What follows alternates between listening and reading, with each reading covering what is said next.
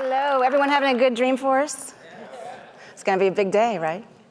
It's off to a great start here. We're gonna talk about something very close to my heart, and it should be close to everybody's heart, how to make sure everybody has a shot to be represented the way they wanna be represented in the workforce, in their lives. We recognize that in the US, Black and Latinx communities remain largely underrepresented in tech, but in the business community at large. We are beginning to understand how much that matters, though. The business case for diversity is clear, and we're going to talk a little bit about that today, but the human case for a lack of diversity in society is devastating. Unequal outcomes in health, abandoned communities, unequal treatment for kids in school, a clear school-to-prison pipeline, underemployed and struggling families living in neighborhoods without access to clean food, water, or a place for kids to play. When you want to ask the big question about where's the talent in the pipeline, they're in these communities and they need our help. So this is a moment to elevate leaders of color who have trailblazed in their fields and are standing up for racial equality early in their careers, even when they were the only ones in the room. We're going to hear today from 3 outstanding leaders about their journey to become executives at their top companies, what it feels like to build a path for their communities, for our communities, and steps that we can all take to increase representation at all levels of businesses, wherever we are and whoever we are. So please join me in welcoming to the stage Lisa Wardell, the CEO of Adtalem, the only African-American woman in the Fortune 1000. We're going to be mentioning that early and often. Oscar Munoz, the CEO of United Airlines, and Tony Leatherberry, the principal at Deloitte Consulting, president at Deloitte Foundation, and the chair of the Executive Leadership Council.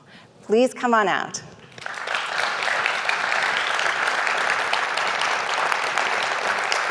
Right down.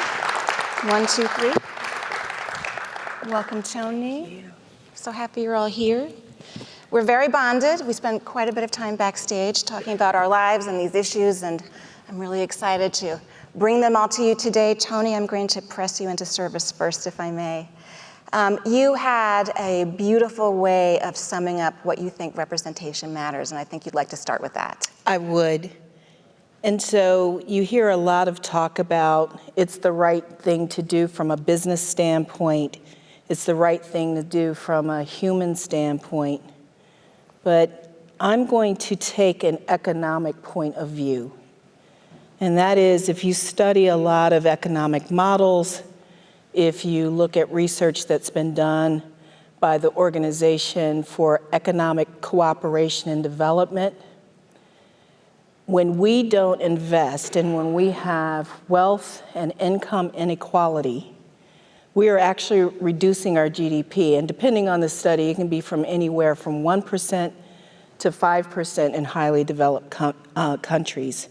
To me, that's the wake-up call, is that each time we're not investing, we are losing our competitive edge as well as a nation and even globally. So that's the simple truth that I keep in front of me. And when I am investing in talent and trying to uplift the communities that we just talked about earlier and how they can be productive members of society, that's really what is important as far as I'm concerned.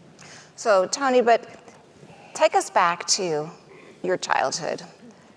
Future engineer, techno geek, Chicago. Nobody in your family was on that path, on that track.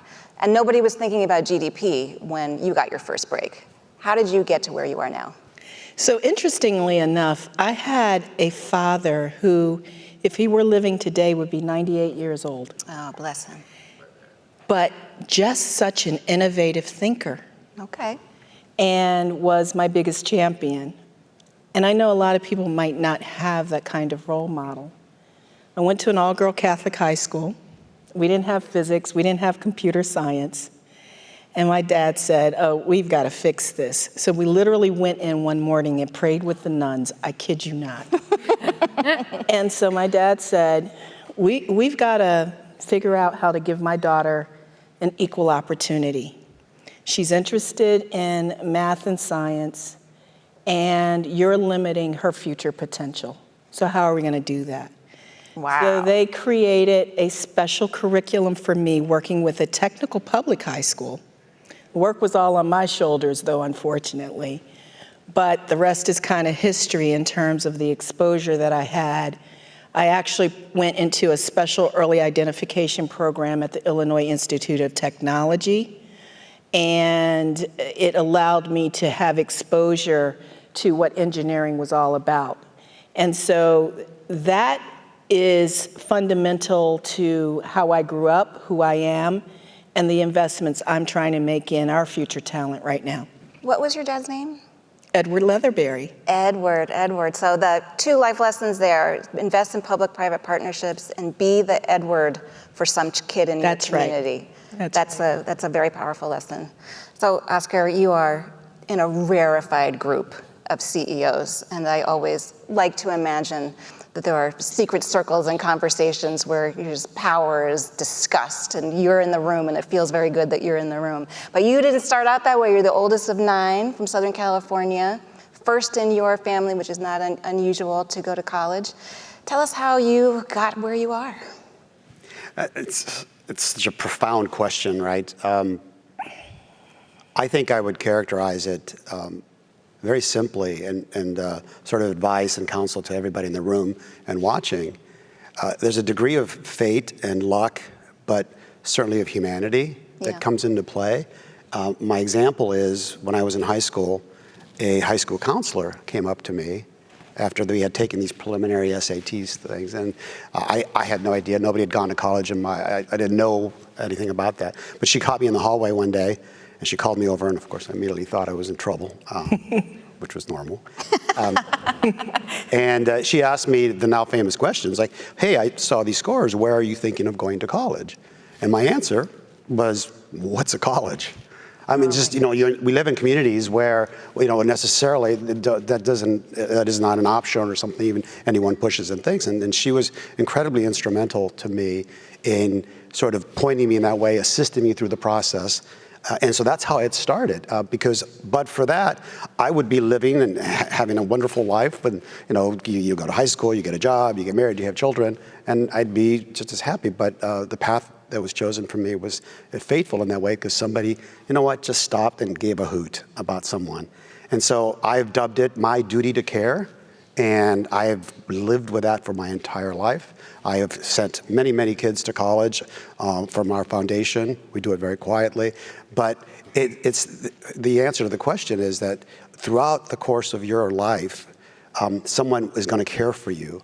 And our challenge, all of us in this room, is to go ahead and return that in some way, shape, or form. That's how these things happen, because without a path and a direction and an objective and someone to push you, you could easily be me back in high school, and I would have just, again, gone on to have a wonderful, happy life.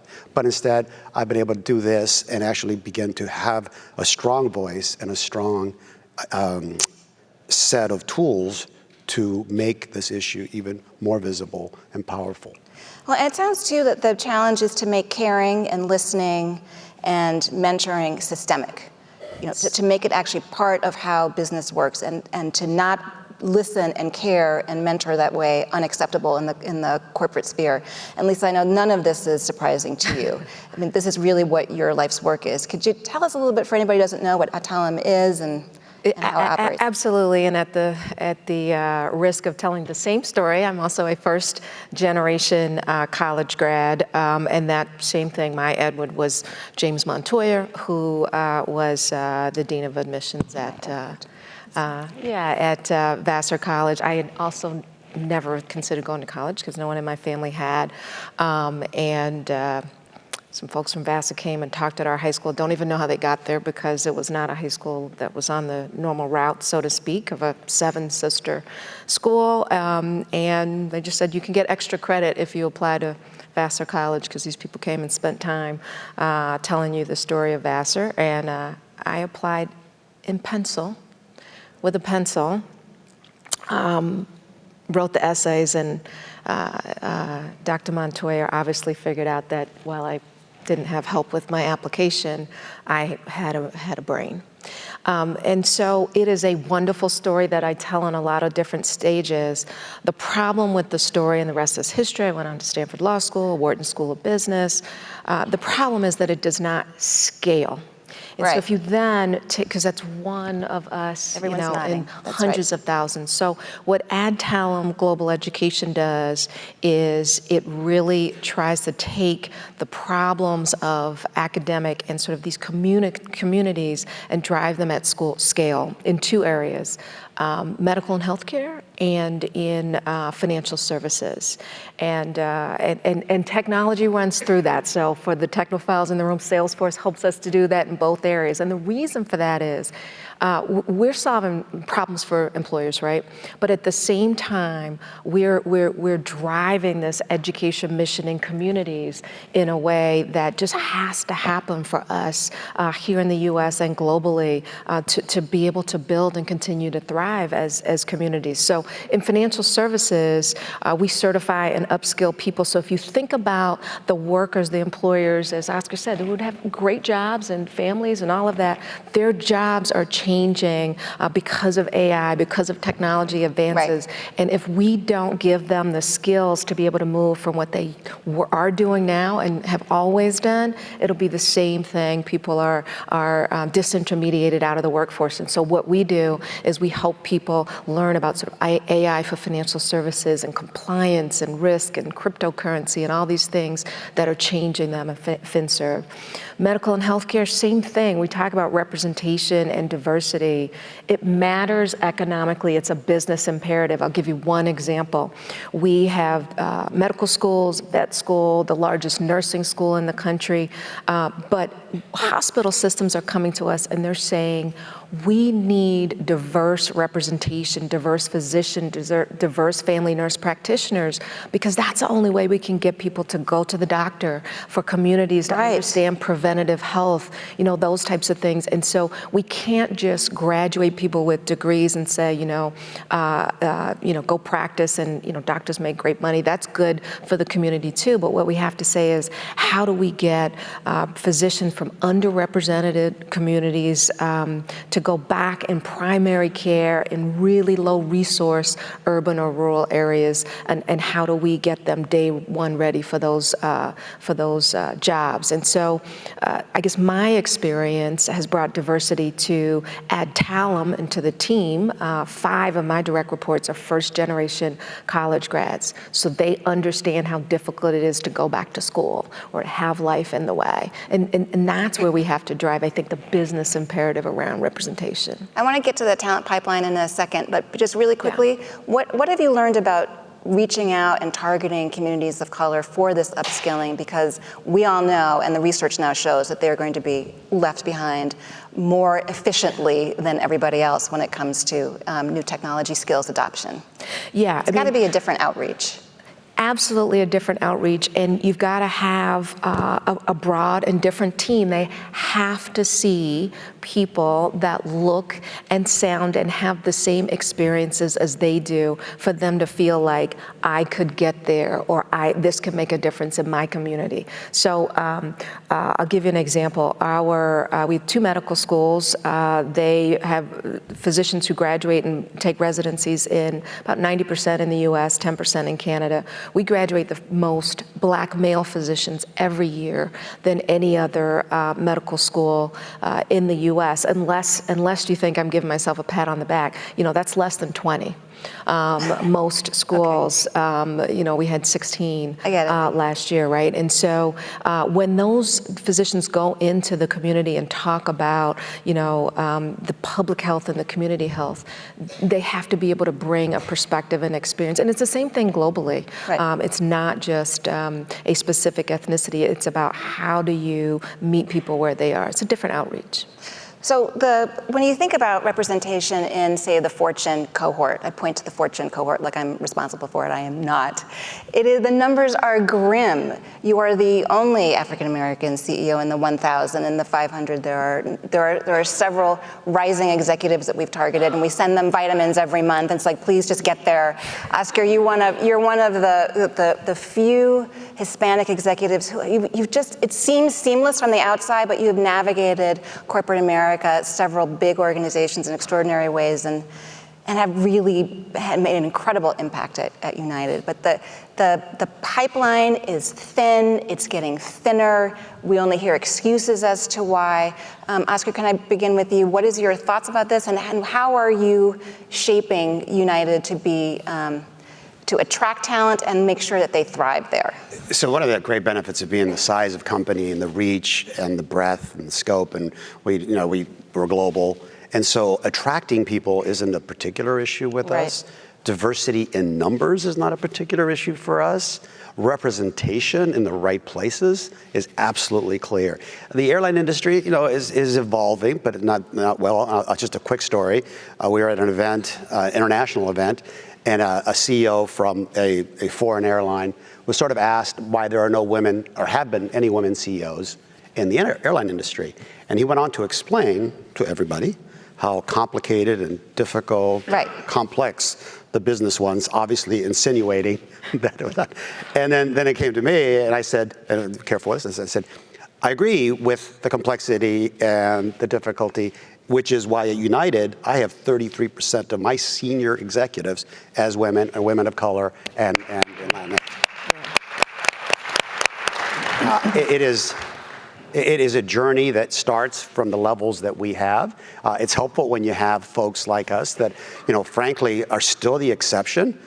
My mantra is that we got to move away from this concept of exception to the expectation. Yes. Right? Everyone should have that thought process. And it starts with the hiring pipeline. We have the most women pilots in the world, and it's 9%. It was 7% 2 years ago, and it was the highest at 7%. That's not good enough, right? I don't care what math you do, that just doesn't sound like a represented aspect. We elected as chairwoman of our board, a woman named Jane Garvey, first ever woman to chair a large company, a large airline board. And so this day and age, 2019, we still have it. So you gotta just drive these things. You gotta create programs for sure. I think the adage that I would just expound, it's not just the attraction, bringing people in, it's this pipeline aspect, the retentive. So inside our company, we specifically look separately in our succession planning, all people of a diverse or underrepresented nature and where they stand on the grids, separate from everyone else. We do it together as well, but it's a particular example. And I could tell you stories that would make you clap and jump and cartwheels about the chances we've taken, because that's what we have to do in our roles. You have to take a chance with someone. Someone took a chance on me a long, long time ago, and without that, you can't do that. So it is a never-ending, every single day sort of mission from our. Can you just give us one cartwheel story? Yeah, great. I want to hear them all. I won't mention names, but she's an African-American woman, really bright, capable, has been in the system throughout, has done all sorts of things in our company. We had her as a customer service person in one of our hubs. And because we do this separate issue about underrepresented folks and the high potential nature that they have, we're going through these roles, and somebody looks over at the other chart, it's like, what about her?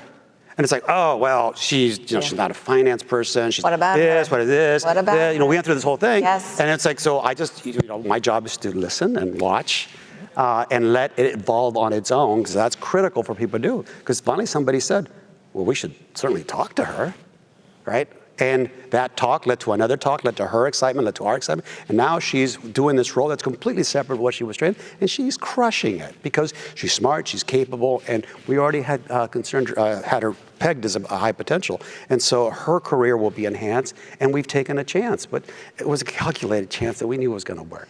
Yes, so the lesson I just heard there is make it a part of the culture to notice who's not on the list and put them on the list. That is a simple behavioral thing that you can do.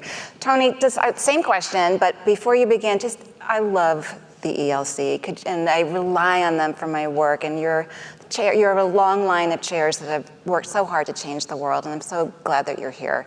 Could you tell us a little bit about the work and what you think about is happening in the talent pipeline question? Great. And first of all, thank you for recognizing the ELC. The ELC is successful because of its members like Lisa Wardell and her leadership in pushing the needle forward.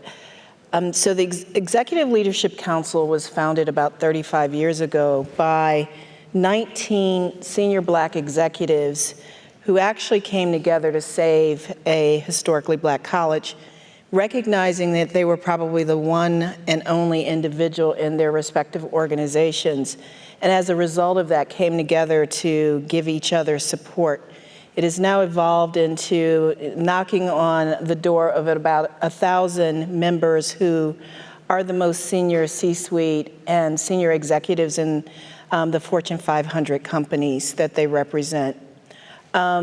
What we are really trying to do is think about that pipeline all the way from programs that target making sure that individuals have a fair shot in college and universities. So we're actually starting an initiative focused on Black males right now. And it's not about just giving them scholarships, but really trying to understand what does the ecosystem need to look like to covet them and make them successful and get them through the pipeline and ultimately with significant jobs starting out. We also focus on leadership development. So we work with the respective member organizations to look at their high potential talent and help that talent cultivate their leadership capabilities and then pay that forward back into their respective organizations. And we're doing that all the way from mid-level managers to the C-suite to trying to develop the next CEOs and then ultimately focused on corporate board initiatives so that we have the right kind of representation in the boardroom to make sure that someone is really driving the mission forward around representation. I would be remiss if I didn't recognize Bernard Tyson here, that many of you know in this community, and the senior leader that he was. He was my predecessor about 4 chairs ago. And Bernard would, leave us with this: be our best, act right, and serve others, and do good for the community. And so I keep that in front of me as the mantra about our awesome responsibility as senior leaders to make sure that we're not having this conversation, hopefully 5 or 10 years down the road. So thank you for that. I loved Bernard. He was a big supporter. For the last 3.5 years, I've written a daily column on race and culture for the corporate audience. And I like to mention that because I can't believe I'm still alive, actually. It's been a crazy 3.5 years. And Bernard was a big supporter and gave me a tremendous amount of advice and energy. 2 things. One of the things I heard from what you just said is that we get energy when we think of ourselves as executives who are representing as paying it forward into the system and thinking about the individuals around us from birth to C-suite. That is the cohort we need to be thinking about. How do you, and this is for everybody, how do you think about diversity fatigue when you are the only one? How many people here are the only one like you on their team? This is a really woke group. This is fantastic. But the vast majority of letters I get from young leaders, middle managers, individual contributors is that they're the only ones.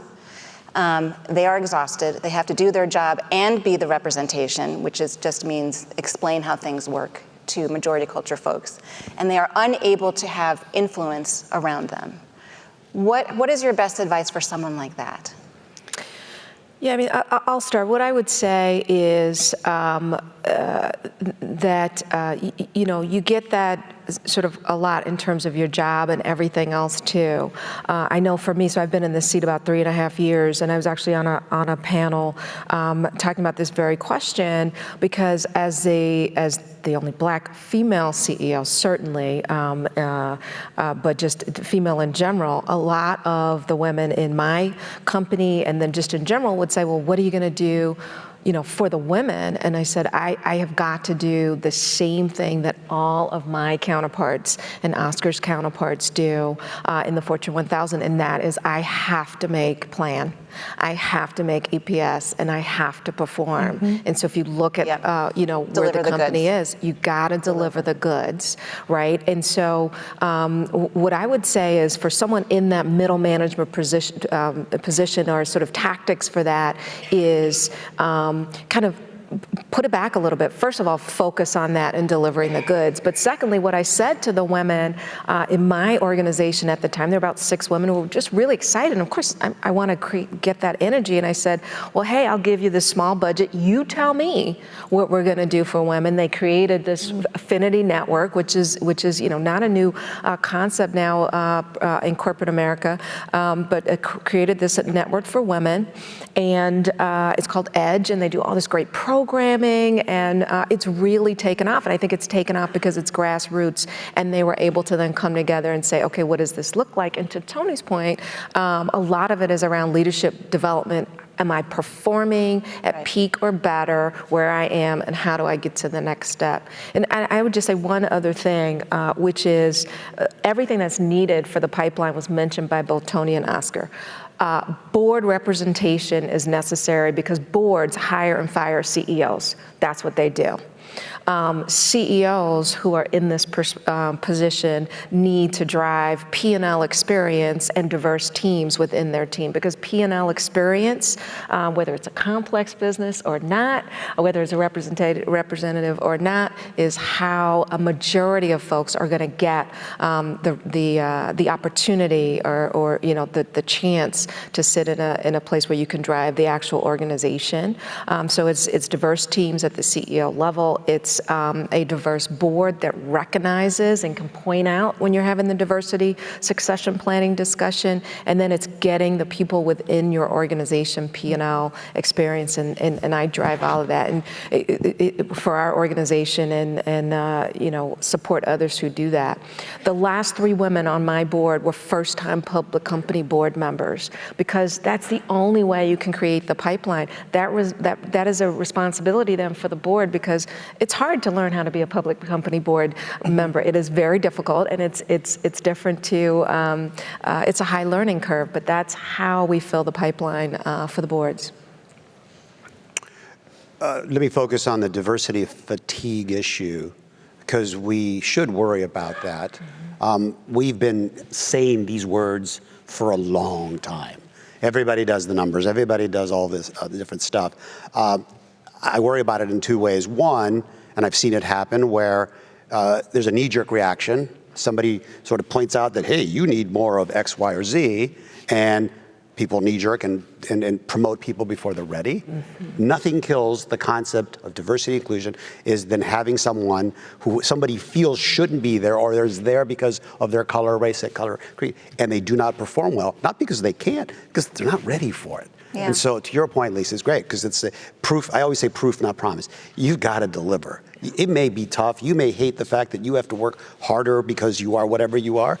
You know what? Suck it up. You do. Yeah. We've all had to do the same thing here. That's the way the world works. But you know what? When you get through it, people stop talking about you as that. Nobody mentions the fact that I'm literally one of the only Latinx folks, true Latinx folks in the Fortune 50. I mean, but nobody says that anymore, because I'm just the guy that runs United Airlines. That's right. The second issue, I would say, in the diversity fatigue sort of journey, is you got to change the dialogue from the constancy that we've heard so often. You got to hire more, you got to have more representation, all which has to be done, all which is critically important. So you got to do something different. So, from the Latinx community, we've changed the game in the way I talk to my fellow CEOs about this, not about you need more color and diversity. It's like, listen, the Latinx community in the US, if you measure GDP, it is the 8th largest country in the world that exists inside our borders. You don't have to go anywhere else. They're young, they're loyal, they're tech savvy, and then you point those things out. I was just with Doug from Walmart, the CEO, yesterday. And we were talking about this, and it's like people like, okay, you're not talking about, okay, you need me to hire someone. It's like you're saying, my business model moving forward is better off if I start advertising, projecting, hiring, representing the people and the consumers that matter to me. So change the game a little bit. I'm going to take it a different way, because I agree with absolutely everything that's been said. The fatigue can also be the individuals who are trying to carry the torch, and they have this boulder on their shoulder that they're trying to, walk uphill with, right? And so sometimes you're sitting in the room, people have raised their hands about being maybe the one and only. And so here's some pearls of wisdom just based on, my own battle scars that I would share with you. sometimes we can also sequester ourselves and not engage and lean in. So the first thing that I would say is understand the ecosystem that you're a part of. Absolutely, you have to perform, but figure out in a cultural way that is acceptable in your organization to let people know what you're doing. You cannot hold your head down and think somebody's going to recognize you. You want a job? Let people know you want the job. Figure out how you're going to invest in others, whether it's senior leaders, and I would say absolutely senior leaders as well. What are they trying to accomplish, and how can you help them get there? Understand what the political current is and where you're going to place your calculated bets on these senior leaders. Figure out what followership looks like for you, that people want to be a part of your team. Understand within your function, within your business unit, within your organization, what performance looks like, and be able to tell the story of how you've contributed to that. I think if you keep those pearls of wisdom in front of you, it will take you a long way with someone looking at somebody on a list and saying, oh, that person, I know what they can do. I know what they're capable of. And then as you continue to grow, continue to build that support underneath you. Right, those are waterfalls of wisdom. That is so, I'm telling you, know yourself, be yourself, know your environment, and act accordingly. Do not read a book that says, do this, and then go do that, and then wonder why it didn't work. Right. Because that's not you, that's not your environment. And so that nuance, and that's where allies and people can help you. Ask those questions. How do I best maneuver? So I thought waterfalls of wisdom, and the boulder shoulder thing is pretty cool. Can we generate some pearls of wisdom for majority culture and leaders too? Because I think one of the things that I hear quite a bit of, and I didn't mean to cut you off. No. Sorry. One of the things I hear, and I believe I'm hearing from the diversity and inclusion conversation, is that CEOs, senior executives and managers, majority culture managers, want to do a better job training, identifying, elevating, amplifying. But they are afraid of making a mistake, or they do make a mistake, and they don't know how to, maybe it's a remark, maybe it's a joke, maybe it's something in their history, and they do not know how to find their way back. And the only option now that I have seen, and I report on this constantly, for majority culture people who've made a mistake, is to do some sort of violence. Whether it's just workplace violence, you just shut people out of their networks, you don't take meetings with them anymore, they're embarrassed, they don't want it to fall down on them, or it's bigger violence. They do not invest anymore in people's development. What is your best advice for, I mean, it's hard for everybody, for the majority culture manager or leader who is nervous about the growth that's ahead of them? Do you want to take that one? Yeah, look, so I think, first of all, I think excellent question, and that really is what we need to be talking about to sort of shift the dialogue of the conversation, right? Because I think one of the key components, right, is around awareness, right, and really understanding where the awareness levels are from a different lens, right? So I'll give you one quick story. I was sitting with a CEO of one of the top 5 banks in the U.S., I mean, major, Fortune 50. And he said, well, I'm really glad that I got this connection, and so-and-so introduced us, because I'd really like you to sit on my board. I want diversity on my board, and I want a Black woman, and I want her to be a sitting CEO of a Fortune company. And I need her to have, MBA, whatever. Zero people. I would like, and I said, well, unfortunately, I sit on the Lowe's Home Improvement Board. I would never leave. Marvin Ellison runs that company, one of 3 Black men who are in Fortune 500. So, I can't do that. And he said, oh, okay, well, can you introduce me? Because I know you guys all know each other. Can you introduce me to the other Black man? I said, well, I'm the only one. And he actually said to me, and this is a corporate, he said, you're lying. And I said, well, usually people don't use that word, but no, actually I'm not. We can Google it right now. And we went on to, first of all, become very, very good colleagues. Because he realizes I'm not out to get you, right? I'm trying to help him. Like, that's a great thing for you to come and ask.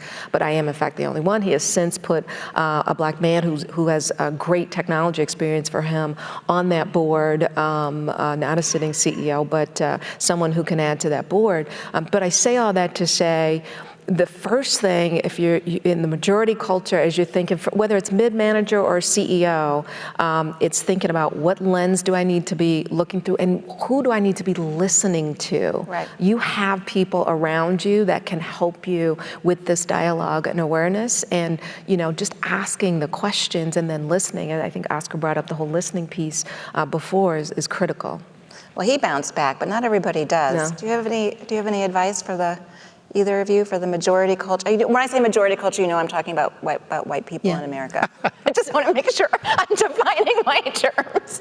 So I'm trying to be kind. So the advice, I would start with two things. One is just learning to listen and being open to hearing it from a different set of lenses. That's the first thing. And I'll give you an example with that. When Botham Jean, who was a PwC practitioner, was killed. You probably have heard about the case in Texas. Our people at Deloitte were really hurting about that. And they recognized it could have been one of them. Just happened to be in a fellow firm that really looked a lot like ours. And we as leaders had to recognize that we needed to create an avenue to have the brave conversation, right, and to talk about the experience of race. And so we had a day of understanding where we shut everything down and we had this day of understanding across all of our offices so our leaders could hear from our people about what they were feeling and experiencing as sometimes being a diverse person, whatever that construct was. And so I think it starts with, you gotta be brave and you gotta listen and be open to hearing it from a different set of lenses and try to, as best we can, understand that we all have biases and we kind of set those aside. It just really starts with there and coming back to Lisa's example of looking for the other female Black CEO and there's only one, may be challenging, to your point about the person that was on this list. Well, let's not talk about title. Let's talk about attributes and skills and experience. Beautiful. Because you don't necessarily have to have a CEO title to have the right requisite experiences, attributes, and skill sets. And I think that's what we need to challenge ourselves on. We haven't talked about sponsorship either. And sponsorship is different than mentorship. Sponsorship is saying, I'm going to take a calculated risk. I'm going to give this person everything that they need to be successful, and I'm going to be the table pounder about why they're right for the job. And so that, all of those things coming together is, I think, what we need to challenge ourselves to really, truly make a difference from a representation standpoint. I'll just add it real quick. I run a very large organization throughout the world, and I have to learn to say things very simply so they can be repeated. And any issue whatsoever, including this one of diversity, as far as advice, not just to whoever, to everyone.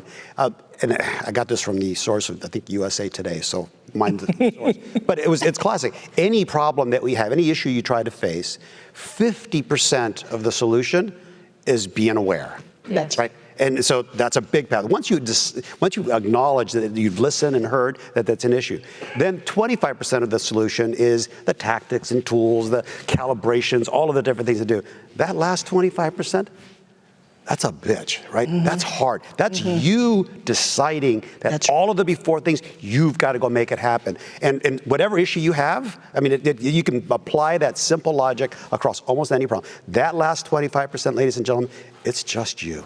There's no one there but you to make those decisions about those things. And for some of us, it's easier because it's the background we came from, so we have a lot of empathy and caring around it, so it's maybe easier for us. It's not as easy for others, but that's a path to get it there, and the listening aspect and the sponsorship is really helpful. We only have a couple of minutes left, so to build on that, what have you learned about building in empathy, caring, and I guess sort of interpersonal failure, really what we're talking about here, into your systems and your organization? Because where does it make it safe for people? Yeah, so I'll just give one quick example that is about safety of discussion, but also lens. So it's when you give somebody the ability to see that they have a different lens. I'll give you one example. I have a Black male executive who's one of my teams. I have eight direct reports on my team. We travel globally all the time, and without fail, he gets stopped in immigration when we're coming back into the U.S. Customs taken into the room without fail. He has the same suit, this exact suits on that we have up here today. This just happened. Actually, we were just coming back from Canada last week, and two of the white guys on the team, they're like, "Well, what happened? Should we call the police?" I'm like, "Well, it's the police that actually have him, just to be clear." And I said, "But I think I've traveled twice with him globally that this hasn't happened." And they're asking me why, and I realize that they don't have that lens, right? And then, so I explained to them that it doesn't matter what he has on, it's the way that he looks, and I could tell that that was new information for them, right? So to have them be able to have that conversation with me in a safe space, then have a conversation with that executive who has grown enough to know that, it's okay, that's gonna change their lens, and I think that's where the safety needs to be, and that's okay. Tony, you want to take us home? Sure. I echo the same sentiments. I think I would encourage all of us to just continue with the dialogue. You have to be brave.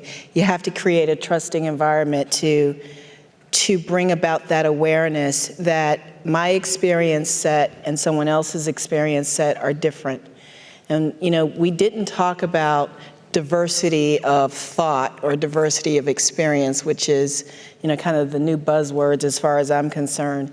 But I really look at it as you don't get diversity of thought and you don't get diversity of experience if you don't recognize that people come from different backgrounds, different communities, different value sets. That's what forms diversity of thought and diversity of experience. And so if we don't create those environments, we will always have this one-dimensional view of things. Be courageous, be empathetic, listen, notice who's not in the room, and be Edward Leatherberry. That is our big takeaway today. Thank you to this amazing panel. Thank Lisa, you. Oscar, thank you for being here. And thank you for all of you.